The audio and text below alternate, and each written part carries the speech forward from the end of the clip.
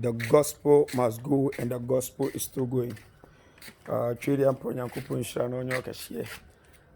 Makua Melancholy, US musician. Yamishra. I'm saying, Sir Ampia Muhi. Makua Melancholy, US. Yamiakua Melancholy, US. And I divide. Trade and Ponyankupon Shano Nyokashie.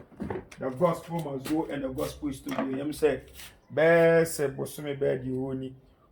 Be more requested for the WhatsApp video. Monsa enka any ade. I say of late, me my social media any ade. Yeah, no correct. Sometimes we need to reach the unreached. What I say? We need to reach the unreached. We have some areas in Ghana here. You go there, there's no light, there's no church. Even car cannot go there. Sometimes you go with motorcycle, and if in the motorcycle you get to a point that the motorcycle will not be able to go again. You need to go by foot. Right now I'm in Accra, and today the gospel must go. The gospel must go. Yes, Christ was as you so go ye. Simunko we asa for then enquire and cocasampano. I can see Uncle Baby prayer camp. I can see Uncle Shishan come. What I say? I can see Uncle Tran system. Or see the Yanko can't assempan. Go ye. Meaning say the gospel need to go. That is why we mission say the gospel must go. Trade up on your coupon share on your cashier. Say the beer there, a friend in Nano. What your bread? Now, me you see about the answer. And then Ghana time, I think any date is a 20th. Yeah, and then what do you call? And there, you better call out now, your day, about the Elohim, Asem, Ede, Abremo. And after a video, we show we are share my life, Facebook, the gospel must go. Yes, you say in feed, Ashe. A radish on your case, my main first opportunity to win. Yenim Komo Kakra. Now making kind to the Concrono, assembly of the book of Leviticus, chapter 24, the verse number 16. Leviticus chapter 24, the verse number 16. Shrakonkono Emiatias here. Oh, the book of Leviticus chapter 24, the verse number 16. What's the share? Say Obi Ekabusudie. Etia eradidin. Say oyo oho. So oye kromenu. Kuna munkuno. Asafuni sinabo. No munye de inkuno. So oyo oho. So oyo kromenu. Me twema adwi de sibibi so. And pray most people so mo kan Chirakonkuru Old Testament now. There are many churches in Ghana here, they don't believe in the Old Testament. There were asafu bebre wo Ghana ha apamda down omo mfa anya adwuma. Omo de ya apam foforo. But maminka se mi nkyerɛ. O say Yesu Kristo ka se mi the book of John chapter 15 the verse 7. O say samo tena mi mu na sa asam ne tena wo mu a hwɛ asafu bi omo nye apamda down ni dibia na Yesu ni sa asafu no. Because Yesu Kristo na wo di na chi na also afa ne say wo kra no agye nkwa no. Ono oba wa nkwati friends apamda down no. O kasa bi a wa twere se wo leader na wo di na chi no. Do ono wo kyerɛ wo kwan akɔ down kwa mu. Ono de apamda down ni yɛ adwuma. Ba wa wo bi di na chi no enya down kwa no. Wo se wo de atwam. Share the book of Leviticus chapter 24 the verse 16. Share konkuno ka asem bi ewo ho. O se obi biara obeka busudie atie Nyankopɔn di no edin no munkono kyerete nie so oye oho so oye kromani munye dai munkono mean say ignorance of the law has no excuse in the sight of God. Erade media menye osofu bi am preach ankyere me media man tenya me asem oboa God o jaju edi nkan ade ba ko esusu afiri mu ni ene se kenkan sa twere sem wi a obebu sase broda so sa asem wi eda so ya adwuma na etobi ka abusudie ede tia Nyankopɔn di a etimi nkoku na na minkosi na bo ana asafunu nyan nkosi na bo me patro tienete ni epa wo Yesu Kristo ba no se ma me se emra na adifo no na emu me be share ne ma ye ne penso no den krase enka ne tetede me patro me twoma bi de sibi so wo se obi biara obeka abusudie etia Nyankopɔn edin no me patro ede a ne Nyankopɔn di the Bible no for the book of Revelation chapter 19 the verse 13. Yen hwe Nyankopɔn di ewo the book of Revelation chapter 19 the verse 13. Me patro Nyankopɔn di asɛm no Onyankopɔn di opa nyamedien pa nyamedin asɛm no eto obi biara obeka busudie atia Nyankopɔn asɛm no me patro chelete nie pa o Bible si yensi waboere enkum so ye oho so ye kromani so wonim na okan se na wonim na aka yesi waboni yenku eto obi busa se brother nti sa asem we eye adwuma na me pa chotielete ni eye adwuma pa in our era eye adwuma pa by any person there tienete ni pa o nyankopon no kro na oka kire Israel for say obi ka busudie etia nyankopon di ayenku no sa nyankopon kro ya esisese die yenya ama no if say ono na areto no okay can the book of Romans chapter 12 the verse 17 down sa wasem mfa bone entua bone ka munya manyankopon if say wa kire say ono na areto ede ewo se areto na ewo nyame ne ehu krase nipa tienete ni ene so obi ye obi bone na se nipa ne ka chen say oh enya hwe media manyame a enipa no hu so oh say we de we ka enkwesiaga ba se obi ye obi bone na ka se o mebo odua me de oba kobo so nso na nipa ne yem hyehye no ba de ba kwa me pese wiasa fa na nyina mutie na mo hye no nsu ni ade ba kwa ehu ni se ma me papa nyankopon betwe waso okay ka first Samuel chapter 2 the verse 25 wase hwe se fia benfo ahunfi honboni bi ye wa ono nyankopon obejo na emo se nyankopon na nka se ye wa ogefo no hwan tienete ni pawo ye ne penso ehu krase Moses mo penso ehu krase enkane tetefo de enkane teten de wo ya ne nipa na afabo ebi ko musim abo kra beti masre ya wo mesro fambo ne cheme ebi ode be cheme ba ye ne penso de areto no asotwe no awrade si ye nyama no adenti na me kasa Yesu Kristo ka asemi wo the book of Mark for Bible no me pato Leviticus chapter 24 the verse 16 ho asem na me kan Yesu Kristo be repeat the same asem no our Mark chapter 3 the verse number 28 to 29 Mark chapter 3 the verse number 28 to 29 wase hwe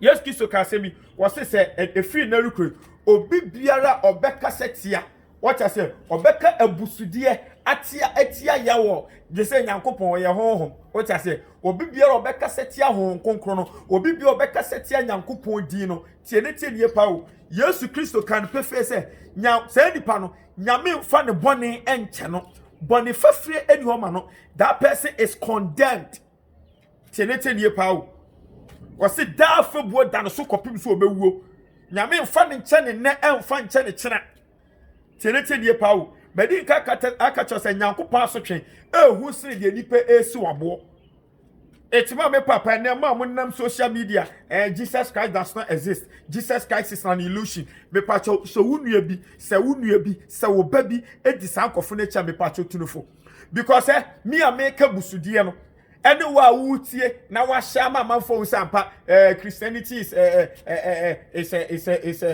what you call bullshit thing Christosum krano enye nokre Yesu Kristo bi eni ho nyame bi eni ho wa wo share wa wu promote masa message ikono o kenka Romans chapter 1 the verse 32 wase de wa ye bone ene de oboa ma bone ne ba so maketu ye bako maminka abusudie bako ene Kristofo ye hwe maminka semichro yamfran se bi ye gay na bia me sori am se o minim Yesu mi ho aso no ma ma wiase nyina hu se me de me wane oba me ware me nyonko bema ba me se ka chem se bi ye kristoni mi didi kristoni atom so me pa cho sa de na blasphemy na se no blasphemy eye busudie na se ye busudie hwe obi abeka se busudie ade na papa we abrantie we ye gay na o sa friend ho se o ye kristoni busudie be na abrantie ye sa na abeka ene abusudie ba ko kristofo ya ma me papa di bebrebe ko se mu ni yeni efehu onua yekaso onua obi biara woni ni wo gidie ba ko bia wo ye onua se wo Methodist se wo Pentecost to ko Roman me patcho wa wo se wa fa Yesu se wo kra no wa je kwa tie ni ye wo di edin kristoni ato ho so wo bo adwaman wo bo kro no kunsu akayo edutuo ensaboro agobone akohwie bosomsom obi biara ofenu kristoni honam nyuma na Galatians chapter 5 the verse 19 to 20 no woda so tim no Ewrade say Elohim se men kan kiro se eye busudie na wo ye me patcho tie wo betimi afrahu ogidini be du kwa so fahu o kristoni se me kwa sori me fahu o kristoni na me pentokwa me pa akayo me pe kunsun me pe adwaman me pe krono me nom nsa eye busudie me pese me kire se Kristo na otimi mu no wonom nsa Kristo na otimi mu no obo adwaman mi gu edin no wo fi me what in them person say Leviticus chapter 24 the verse 16 eti abusudia ba ko ade Kristofo bebrebe ko say mu say of enfra hu o Kristoni wo betimi afra hu ogidini asikire ne wuji Yesu di nanso mo Yesu bra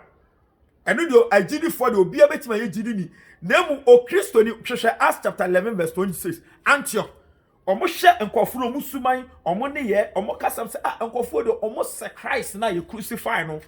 What I say? Because no more Jamai, because no more or more your friend say akomapa or more do domo or more buo. What I person say? Bear now shall subain shall one ye I for who or Christian a yabusudia. Bible say obey or obey bibiatia home. A rather so on fine chon ne and found church. Share and then a Christopher be I don't say Christosum airful will be a bit here. Mammy Casimicho will be catch us a Christosum airful boy. Osum ba kwa ma me papa ese nipa wutimi fa ye o mu ansa na won saka eye Kristosum eno obi ama machine so obi esi dan ya Matias sale hey Kristo daw emfa ho no boni a waye branya me bejo oboa obi obekasa asem chebi oboa sa wan tiase now de oji Yankopon yodo 1 John chapter 1 verse 9 oso ya no kafo no otini ni se ya bani ni esro de be chai what the show we are me pato condition da ho okay so bia betimi asole se me besom nyame abra untimi ni hwehwe no so hwe Yesu Kristo asem o kai Matthew chapter 16 the verse 24 was se obi pese odi machi a mane mpa no ho achi no ye dey won fa na senua ahopakire ni asenua no ene qualify wo enya me fa Yesu sem kan na agye kwaso da so twempena me fa Yesu sem kan na agye kwaso bonenke ye ni bonenke tenketi o opa mo bi ko chantro no obi su kodi e wunyina mo ko bonsam jam straight he ma me kase mi kyerem ye has ade bi a Yesu Kristo ye abra no was aso so no kasempa no Luke chapter what you call you hear the book of Luke chapter 12 the verse number mama me papa the verse Luke chapter 14 the verse number 25 to 33 Luke chapter 14 the verse number 25 to what you call 33 Bible say ebra enkofu dom no edi Yesu achi no because Yesu Kristo ba no na nsenkyereni di nachi ewufu onyane anifrafo ani ete ayarefo sori abubuafo nante ebra sade we nyina ekoso no hwe konkuro emiete ase se edom bebre etu di Yesu achi ene he osofo bi ye preach na edom ne ba na afei enkwagye sem no de ato nchen hey me the whole world me na me sato so anako me ye prophet one hwe Yesu Kristo hu se edom ne ba no edom na no mo ba no no mu ni nkwa Yesu Kristo sayare enti kom de wa wetimi ehira pa no so na mpimpima di enti enye enti onim ebra Yesu Kristo nam no nasuafo no akronfo fa adwamamofo wona oni ani nso ade eti Yesu Kristo hu se dom na do so no na ebra so ka no kran kire omo eto kenkan Luke chapter 14 25 to 33 na Bible say Yesu Kristo da eka kire enkofo koku no mpimpim na edi na chi se muntie me hwe so bi pese oba mi Kristo me nchen so bi pese oba mi Kristo me nchen na wantane ni nua na yire na busua ene ono ankasa ekra onfata me na sa nipa ne ansoa na senua ontimi nya misua ni tie ne pa o metwe ma adwi dia si bibi so ase kire ne sai enti brother me pese we Kristo ni amenta me maame me kota me papa me pa chanya sa na Yesu Kristo pese o kire metwe ma adwi dia si bibi so Bible say do onyanko so ho asikyire nie sa wo bagi Yesu di a kyereke nie pa wo asem bi a kyerɛ konkon ne ka no wo be fa sa asem no esin de o ma me beka esin de onua bi beka hwɛ obi frɛ no Kristo ni okɔ Methodist okɔ Pentecost na so afene kɔ na wie no yɛse yɛfrɛ bibi afahye na busuam yɛfrɛ bibi afahye afi bia on ne so akukuo no ensa wo de be yi apa yɛ on ne beto enso wɔyɛ elder wɔyɛ deken na adwen so do afa Yesu sane kan na agyenkwa eto di Caesar de ma Caesar me pa chetenete nie pawo obi frɛ no o Kristo ni tenete nie pawo ebra so sɛ ka ɔkɔ asɔre na ɛkɔsiada ɛna ma me papa eyie bi aba wagya asɔre ne ɛkɔ yie because na danfo bi so onkɔgya no because na busuani bi na awuo wɔ se so obi antimi antan ne maame antan ni nua ono ankasa ne kra na yire anase na japadie bia on fata me asekyere ne se we should always choose the word of God over everything yema nyankopon asem eni enim kan da bibia ye de hihye bi ye beteki bia no de maame beka de abusua beka de yire beka de kra mpo beka kire no yemfa nyame asem no ensene de abusua no beka hwede ampo nyankopon hira no nya okese me pacho for more details no share me Facebook live and the Gospel Must Go page and I say Luther Feria. Shalom, peace, makramo, bye bye.